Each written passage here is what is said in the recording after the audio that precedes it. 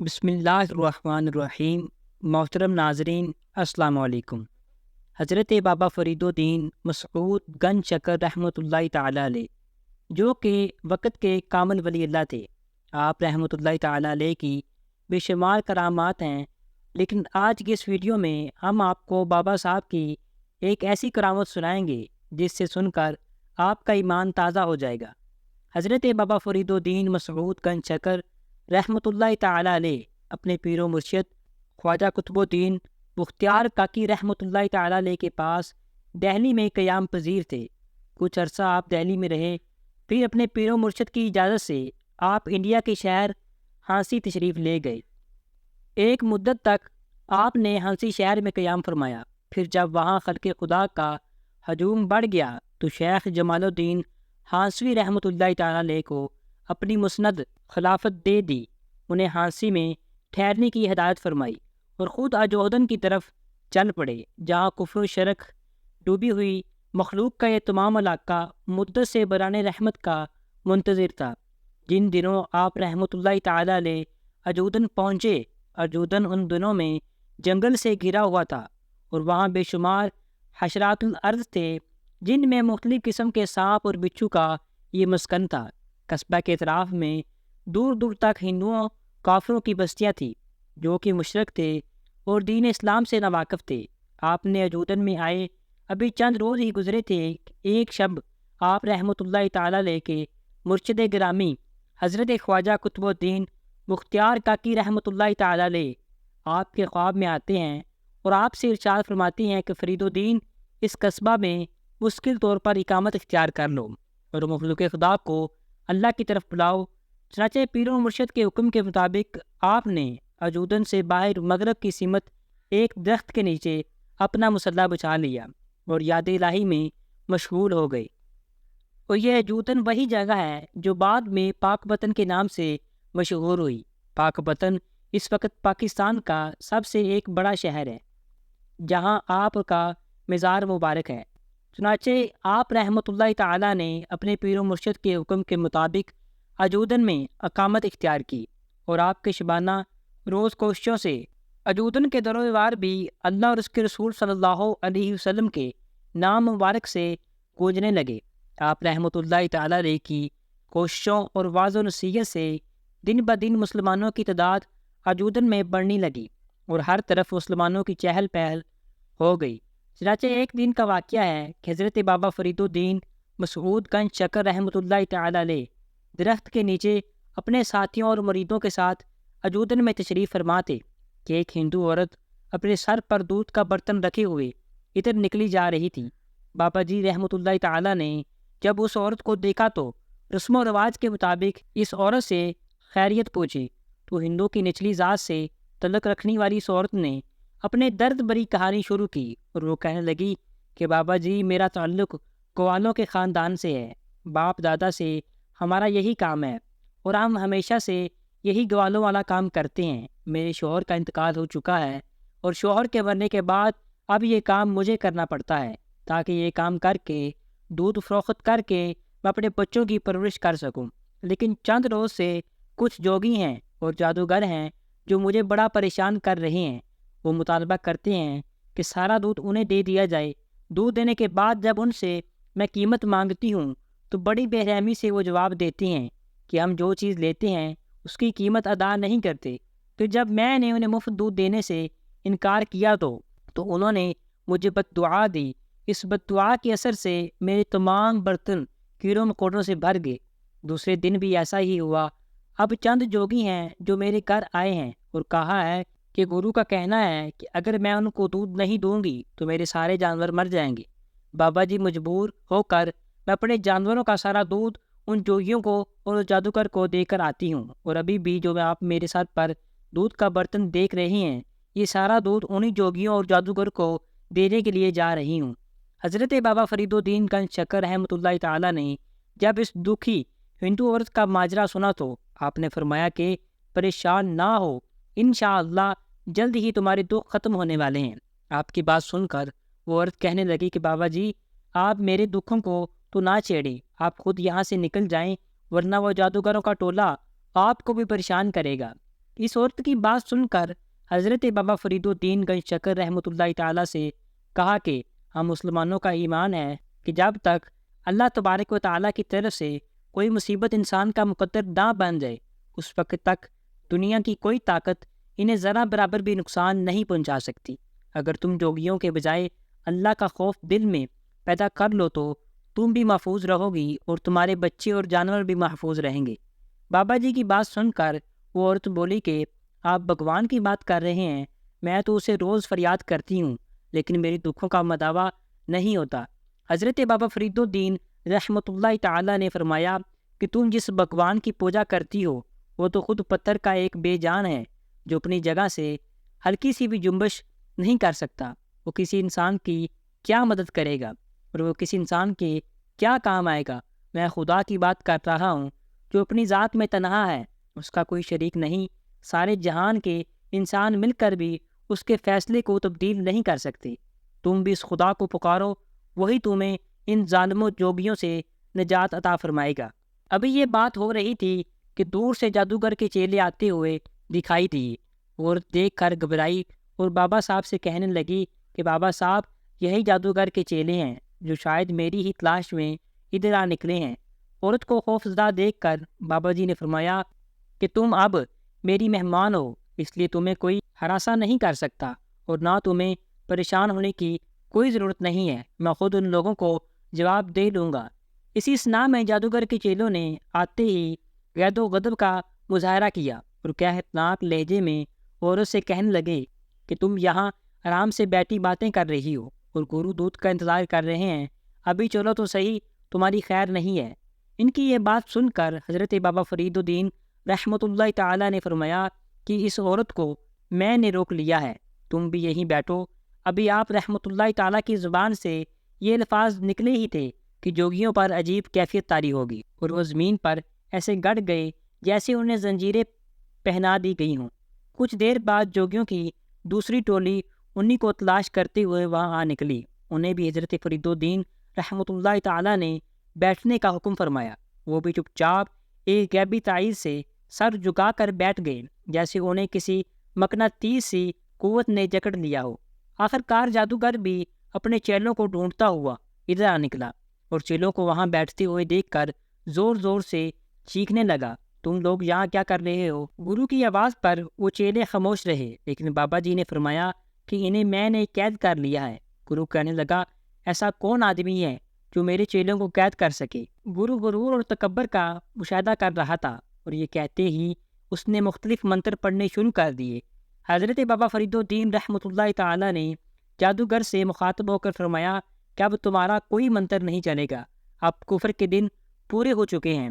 بابا جی کی باتیں سن کر گرو اپنے غرور اور تکبر سے باز نہیں آیا اور اسی پر احزیانی کیفیت طاری ہو گئی اور چیخ چیخ کر وہ زور زور سے منتر پڑھنے لگا اور بدی کی تمام قوتوں کو پکارنے لگا، مگر آج کوئی اس کا مددگار نہیں تھا۔ جب گرو کی کوئی چال کارگر نہ ثابت ہوئی تو اس نے بھی حضرت بابا فرید الدین رحمۃ اللہ تعالیٰ کے قدموں میں سر رکھ دیا اور اپنے چیلوں کی رہائی کے لیے التجا کرنے لگا۔ تو بابا جی نے فرمایا کہ تیرے چیلوں کو صرف ایک شرط پر رہائی مل سکتی ہے کہ تم انہیں لے کر کہیں دور چلے جاؤ اور آئندہ مخلوق خدا کو تنگ کرنا چھوڑ دو، اگر اس سے باز نہیں آؤ گے تو یہ زمین تم پر تنگ ہو جائے گی۔ بابا جی کا یہ حکم سن کر گرو کیا نہ کرتا، چنانچہ اس نے بابا جی سے وعدہ کیا کہ مجھے اور میرے چیلوں کو چھوڑ دیا جائے تو میں یہ جگہ ہمیشہ کے لیے چھوڑ دوں گا۔ تو چنانچہ آپ رحمۃ اللہ تعالیٰ علیہ نے انہیں جانے دیا اور گرو اپنے چیلوں کو لے کر ہمیشہ کے لیے اس علاقے سے دور چلا گیا۔ بابا جی سے اس کرامت کا تمام علاقے میں خوب چرچا ہوا اور اس کرامت کی وجہ سے لوگ دور دور سے جوک در جوک آپ کے پاس آنے لگے اور اسلام قبول کرنے لگے۔ چنانچہ اس واقعے کے بعد جب بابا جی کی شہرت دور دور تک پھیلی اور لوگوں کا آپ کے پاس رش لگ گیا تو بعض حسد اور بغض کی وجہ سے آپ رحمۃ اللہ تعالیٰ علیہ کی مخالفت بھی کرنے لگے۔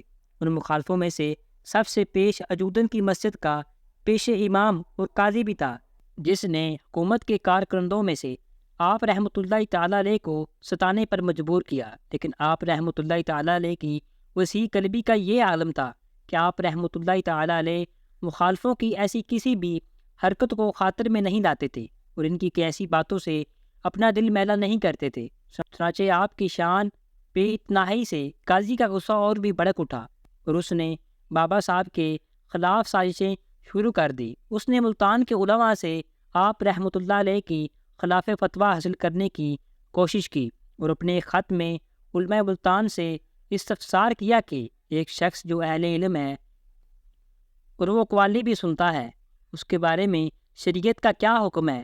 علماء ملتان نے قاضی کو تحریر کیا کہ اس شخص کا نام لکھو کہ کون ہے۔ قاضی نے آپ رحمۃ اللہ تعالی علیہ کا نام لکھ کر بھیج دیا۔ ملتان کے علماء نے بابا فرید رحمۃ اللہ تعالی علیہ کی خلاف فتویٰ جاری کرنے سے صاف انکار کر دیا اور قاضی کے لکھا کہ تم نے ایک ایسے درویش خدا مست کا نام لکھا ہے جو تمام علوم شریعت کا منتہا ہے، ہماری کیا مجال کہ ہم اس کے قول فعل پر اعتراض کریں۔ قاضی کا جب یہ حربہ ناکام ہوا تو اس نے ایک آوارہ لالچی قلندر کو آپ رحمۃ اللہ تعالی علیہ کے قتل پر آمادہ کیا۔ یہ شخص کپڑوں کے نیچے اپنے کمر میں ایک تیز دار چھرا چھپا کر آپ کی بارگاہ میں حاضر ہوا تو اس وقت بابا جی حضور عبادت الہی میں مشغول تھے اور سجدہ میں پڑے ہوئے تھے۔ صرف سلطان المشائخ حضرت خواجہ نظام الدین اولیاء آپ کے پاس موجود تھے تو آپ بابا جی حضور نے سجدے کی حالت میں فرمایا کہ یہاں کوئی موجود ہے؟ سلطان المشائخ نے جواب دیا کہ آپ کا غلام نظام الدین حاضر ہے۔ آپ رحمۃ اللہ علیہ نے فرمایا کہ یہاں ایک قلندر کھڑا ہے جو کانوں میں سفید رنگ کے ملدے پہنے ہوئے ہے۔ چنانچہ حضرت نظام الدین اولیاء رحمۃ اللہ علیہ نے اسباب میں جواب دیا کہ جی ہاں قلندر موجود ہے۔ تو بابا صاحب نے فرمایا کہ اس شخص کے کمر کے ساتھ ایک چھرا بندھا ہوا ہے اور یہ شخص میرے قتل کے ارادے سے آیا ہے، اس سے کہہ دو کہ اپنی عاقبت خراب نہ کرے اور یہاں سے چلا جائے۔ چنانچہ وہ قلندر جو آپ کے سر پر ہی کھڑا تھا اور خواجہ نظام الدین اولیاء کے ڈر سے کچھ بھی نہیں کر پا رہا تھا، تو آپ کی اس سوال جواب سے قلندر پر ایسی دہشت داری ہوئی کہ وہ بھاگ کھڑا ہوا اور سیدھا قاضی کے پاس جا کر دم لیا اور اسے کہا کہ ایسے مرد خدا کو قتل کرنا میرے بس میں نہیں ہے۔ چنانچہ اب قاضی کا یہ دوسرا حملہ بھی ناکام ہوا تو وہ بڑا شرمناک ہوا اور اس قاضی نے اپنی غلطی کی توبہ کر لی اور حضرت بابا فرید الدین کی والدہ ماجدہ حضرت کوثم خاتون جو کہ بڑی پاک باز اور عبادت گزار خاتون تھی، ایک رات کا ذکر ہے کہ پچھلے پہر آپ تہجد کی نماز میں مشغول تھی اور آپ کے تینوں فرزند اس وقت سو رہے تھے۔ بابا صاحب کے علاوہ آپ رحمۃ اللہ علیہ کے دو بھائی بھی تھے۔ چنانچہ ایک ہندو چور چوری کی غرض سے آپ کے گھر میں داخل ہوا جو اس بات کو جانتا تھا کہ اس گھر کا محافظ مرد اس دنیا میں موجود نہیں ہے، بچے ابھی معصوم ہیں، اس لیے اکیلی عورت اس کے راستے کی دیوار نہیں بن سکے گی۔ چنانچہ چور جیسے ہی گھر کے اندر پہنچا اس کی نظر کوثم خاتون پر پڑی۔ بابا فرید رحمۃ اللہ علیہ کی والدہ اس کمرے کے دروازے پر نماز میں مشغول تھی جہاں ان کے بچے گہری نیند سو رہے تھے۔ جب چور نے دیکھا کہ کوثم خاتون کی آنکھیں بند ہیں مگر ہونٹ حرکت کر رہی ہیں، چور کچھ دیر تک اس انتظار میں کھڑا رہا کہ شاید یہ عورت دروازے سے ہٹے تو میں دروازے میں داخل ہو کر اپنے مقصد کی تکمیل کروں، مگر اسے معلوم نہیں تھا کہ یہ ایک شبِ دار عورت تھی جو ساری رات اپنے رب کی بارگاہ میں سجدہ ریز رہتی تھی۔ اور کچھ دیر بعد جب کوثم خاتون دروازے سے نہ ہٹی تو چور نے ارادہ کر لیا کہ اگر یہ عورت اس راستے میں حال رہی تو وہ جبر و تشدد کے ذریعے اسے راستے سے ہٹا دے گا۔ یہ سوچ کر اس نے ایک بار پھر کوثم خاتون کی طرف دیکھا جو آنکھیں بند کیے ہوئے اپنے خالق کے تصور میں کھوئی ہوئی تھی۔ چور جو ہی طاقت سے اس خاتون کو راستے سے ہٹانے کے لیے آگے بڑھتا ہے، چند قدموں کا فاصلہ ابھی اس نے طے کیا تھا کہ وہ اپنی آنکھوں کی روشنی سے محروم ہو گیا۔ اللہ اکبر! وہ بالکل اندھا ہو گیا۔ جب آنکھوں میں اندھیرا چھا گیا تو چور بڑا گھبرایا اور دیواروں سے سر ٹکرانے لگا۔ اسے واپسی کا راستہ ہی نہ ملا۔ واپسی کے تمام دروازے بند محسوس کر کے اب اسے احساس ہوا کہ یہ قہر خدا بندی ہے جس نے آنکھوں کی روشنی کو زحل کر دیا ہے اور اس کے تمام منصوبے پر پانی پھیر دیا ہے۔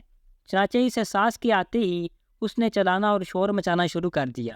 وہ کہنے لگا کہ میں اپنے عقیدے کے اعتبار سے ایک بت پرست ہوں، چوری میرا پیشہ ہے، اس گھر میں چوری کی غرض سے داخل ہوا تھا لیکن اپنی آنکھوں کی روشنی اب میں کھو بیٹھا ہوں۔ میرا دل کہتا ہے کہ اس گھر میں کوئی بزرگ ہستی موجود ہے۔ اس بزرگ ہستی سے درد مندانہ التجا کرتا ہوں کہ وہ میرا گناہ معاف کر دے۔ کوثر خاتون حسب معمول اس ٹکراہٹ کی حالت میں تھی، مگر چور کی آوازیں مسلسل گونجنے لگی۔